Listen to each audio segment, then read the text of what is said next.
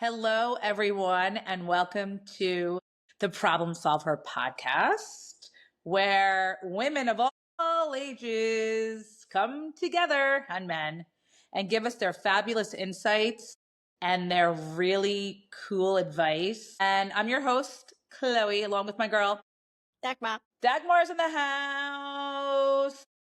God bless Dagmar, because this week I've kind of been lagging everybody. I had a really big trip, and then I never got jet lag, but I'm just tired overall. And Dagmar comes in with like the sunshine and the rainbows and a smile, and she helps bring out my energy. It's like I just drank a Red Bull looking at her. So It's Dagmar, a happy day. it's a happy day. It's Listen, a happy every day. day to be alive is a happy day. Let's start there, right? Yes. Give thanks for life. And that's a great starter, because the topic today is, what does it mean to play small? So let's talk first about what does it mean to play small? Well, a lot of people might not even know what that term means, right? Playing small. So my interpretation of what playing small is not taking risks, right? Everything you do is like, no, it's right in the box, right? I'm not taking any risks. I'm being very calculated. And so it's like the famous saying, think big, right? So if you're playing small, you're doing something that you know isn't going to really challenge you, and you're kind of staying in a job where you're like, all right, it's paying the bills, putting food on the table. It's paying for my, my nice manicures on the weekends and going out to dinners, but it's not a challenge. So it's kind of like giving yourself that small role. And the same in personal relationships and with family. Not, if there's something that's bothering you with someone that you're very close with, or a family member, and you're like, I don't want to go there. I'm just going to keep it light. No, extrapolate, tell people. What I think is the worst is to be passive aggressive. And what I mean by that is someone who it's almost like being a people pleaser, right? In the sense where that's how you grew up, and not that you're being one, but kind of, yes, okay, great, sounds good. And then all of a sudden, the explosion goes off. So let's start. Think big, people. Think big or go home. Another way to play small is also not to show your expertise and your knowledge, and to downplaying yourself. Yeah. To hold back because you're scared of being seen and heard, because then you could be judged. Listen, we're all judged no matter what. I hate to say it. And I think it's human nature. When somebody walks into a room and you've never met them before, the first 5 minutes of that conversation is most likely going to determine if you're going to have a friendship with that person or not. Well, if it's personal, I will judge in 32 seconds and just size somebody up or down and then go yes or no. But think of it as, you're at a party and most of the people, and someone walks in that you don't know. And for whatever reason, you're intimidated by that person, you're going to judge them immediately. If they don't intimidate you, you're going to go up to them right away and start a conversation. Unfortunately, let's think of the animal kingdom. It's the same thing. I mean, that's, we're all from the wild originally. Perhaps you cannot go big, not because you don't want to, but you don't have the plan or the structure or the insights or the awareness to switch it. How can somebody stop playing small if they recognize it and don't want to do it anymore? Well, you just brought up fear. And animals, especially cats and dogs, because they're so close to humans, they react as humans do. And I think fear has a big place in that.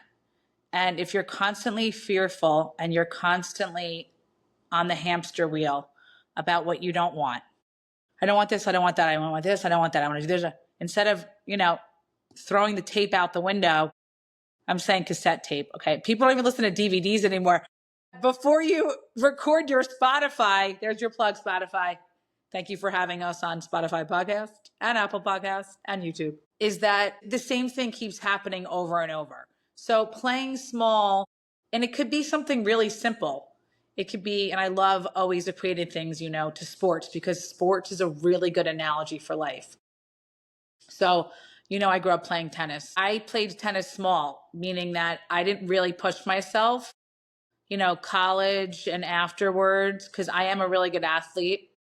And I'm not bragging and saying that. My whole family is. My grandfather was, like a scratch golfer when they had wooden clubs. My dad's an excellent golfer. So is my mom. My brother's a fabulous golfer. We're all great tennis players. And I think that if I had really pushed harder, like really pushed and stuck with it, and wasn't like, I want to live this New York City lifestyle and get this cool job and like, go to all the celebrity parties and the fashion shows. And these are all the things that I ended up doing. I would have really stuck with it. So unfortunately, I can admit it. I played tennis small. I wish I played it bigger because it's just such a fabulous sport. I just can't, I love it. And the season like runs year round, which is amazing. So really just challenge yourself as much as you can and don't live in fear, because if you live in fear, you're always going to play small. It's okay to fail, and rejection is a great part of life. We are constantly getting rejected. I don't care who you are, except for Brad Pitt. He never gets rejected. But I don't care who it is. It could be the smallest of things. It could be you're online and someone cuts to you at the Starbucks and you're like, excuse me. And they're like, who do you think you are? I'm just here picking up my to-go drink. Like, move out of my way. That's a slight form of rejection, right? It's like, this person thinks they're better than me. It's okay. We need it. It's part of our life, and it's really good for our egos. What were some situations in your life where you played small? Well, I just mentioned the tennis, which is, a big thing. I wish that I had really pushed that more. Another thing was, and I still think about it today, and this is like literally 20 years ago, where I was working in my father's commercial real estate company, as you know, the family business, which really helped me become an incredible businesswoman and master negotiator. So I don't regret any of that. But at the time, it was just something maybe I was going to do for a little while. I'd grown up in the business, and I was sending letters out to all the big magazines, to Glamour, to Vogue. And I really wanted to work in a magazine. And this is in my very early 20s. I didn't have a lot of experience then in terms of jobs, but I had a lot of business experience already because I'd started in my family's business at 14, and I had already done, hi Kitty, some really large scale events already. And I had already interned at MTV. So I felt confident in that sense. So I'd sent out all these resumes, and I wrote directly to the editor in chief of all these. And my dad helped me, and I put together these incredible cover letters. And this was over the summer when things were very slow. Cut to, and this is for everyone to listen to, the best time to try to get a new job is after the new year. Everyone resets. January 15th, February 1 is a great time. Come the new year, I get, because back then, physical letters, we were barely emailing then. I got a physical letter in the mail from Harper's Bazaar, one of my top 3 choices, that they loved that I took initiative. It's a cover letter, and they wanted to interview me. And I was like ecstatic. And I saw the look on my dad's face because I'd already been working with him, and he just loved that I was working there and my brother was working there at the time. My ex-boyfriend was still working there. Awkward. And I was like, I can't do it. And I really started to enjoy the art of negotiating deals. And I never went on the interview. And I still wish to this day that I had at least gone, because who knows what path I would have taken. So that was kind of a little small of me. And it's a bummer. C'est la vie to life. This is, these are the things that we look back on. Had I gone on an interview, who knows? I could have been the editor-in-chief of another magazine at this point. And we'd be having another podcast. I just adore you for, you have a totally different life experience than I am. And I can see that because of your upbringing and how you were raised. And I know it's something you can help other women with. When you're raised as you're the nice little girl, you please everybody, you serve everybody, it really becomes your second skin. When I'm in situations, in groups where I have knowledge of the topic, but I can see that they want to hold it shallow, they want to hold it light, they don't want to go deep, that I'm playing it small consciously and not sharing what I know or my experience just to fit in. Another playing small, what I see when you're in a group of new people and everybody is just checking each other out, right? That you don't want to come across as a lecture or preaching. Or a know-it-all. You know it all and hold yourself back, how to stop doing it. Well, And because it doesn't feel good, right? If I'm right. doing it. Well, it's not natural. It's not organic, right? Our views of playing small, I'm seeing the things that we're bringing up are different, right? I'm bringing up like life-changing moments that I wish I maybe had done a little bit differently. So small but bigger picture, big. And you're talking about really in everyday life. If you're in a conversation with someone where there's business, you're at a dinner party and my perception is, and this took me a long time. Now I take that back. I was like this in my 20s. Then I kind of in my 30s did exactly what you said. It doesn't feel comfortable. Let me go into New York. So my cousin has this thing where he would say to me, so a Jap is a Jewish American princess. So he would say to me, if you want to meet the right guy when you go out, keep the Jap under wrap, right? Just kind of like fly under the radar and, just be this cool, relaxed, laugh at all the jokes, just be as easy as possible in terms of a guy would say, this is like, she doesn't have a big personality. She's not super independent. Oh, so you wanted to be the opposite of everything I am. Okay. So I tried that for a little while and I was like, chuck that away in the garbage can. So to answer your question is everyone should be exactly who they are in every moment. Now read the room. If you're somewhere where, the energy is like everyone's kind of in this library chill zone vibe, you don't come in guns blazing, Chloe's here, we don't have to do all that. But I think that if a topic comes up or someone mentions something that you feel strongly about, if you do it in the right way and it's delivered, you don't have to deliver small. Give an You can, example. How would you do it? okay, well, I don't want to talk politics or religion because that would be a good example for me, but I'm not going to do that. I've been in situations where I've gone to or an event. There's not that many women, right? It's like mostly men there, or at a sporting event. And men don't particularly think that women understand a lot about sports. I don't know anything about football, so please don't ask me. Most women don't. There are some diehard women out there for the football fans. And when I say football, American football, not soccer. And I've been in situations where men just start talking and they're talking about the scores and because I'm thinking of something very particular when I was living in New York City, and they were going over basketball. And as a New Yorker, for anyone listening to this or watching, that the New York Knicks have not made it to the playoffs and this deep into the playoffs as they just did this past year for like over 20 years. So once the playoff season starts, if your team doesn't make it in, you're kind of done watching basketball. You have to pick other teams.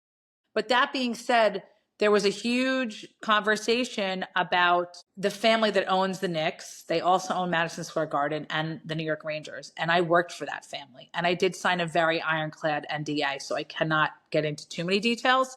But certain things were brought up.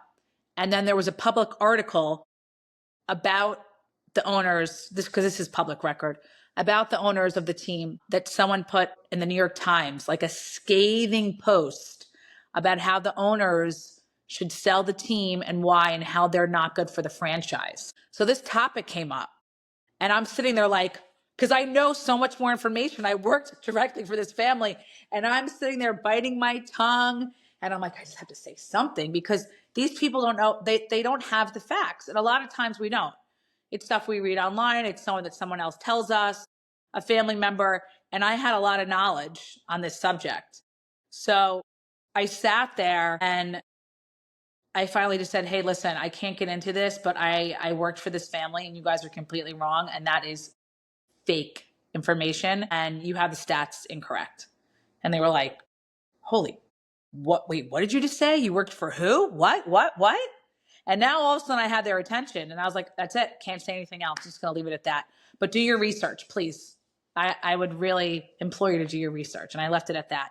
But I couldn't hear it any longer. It was like an hour and a half in and I finally had to say something. I didn't say enough because I couldn't, but I said something. So what you're saying is, if I'm in a situation where there's a topic discussed I'm very familiar with, a way how to deal with it, that you don't play small, but don't go out bold, is to say just to do more research and look at it from different perspectives. Also, it's your delivery. Like I wanted to go in a little bit more assertive in what I wanted to say.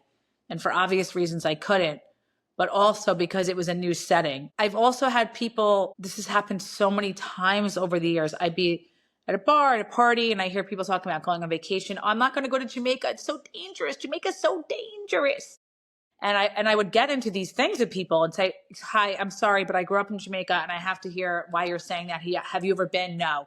And I would get into these long dialogues with people and always have to like defend the island of Jamrock. But do your research, make sure you have the correct information, but don't be afraid to call people out if your delivery is correct and you're doing it the right way. Don't come in like I know it all. Come in with the facts. Because if you come in with the facts, then people listen. Makes total sense. It's the same then online, right? Don't start, if you don't want to play small and want to share your opinion, your thoughts, whatever, come with the facts, not just with feelings. Absolutely. Take the feeling out of it. Just like you would say to me when we worked together in a previous job, take the emotion out.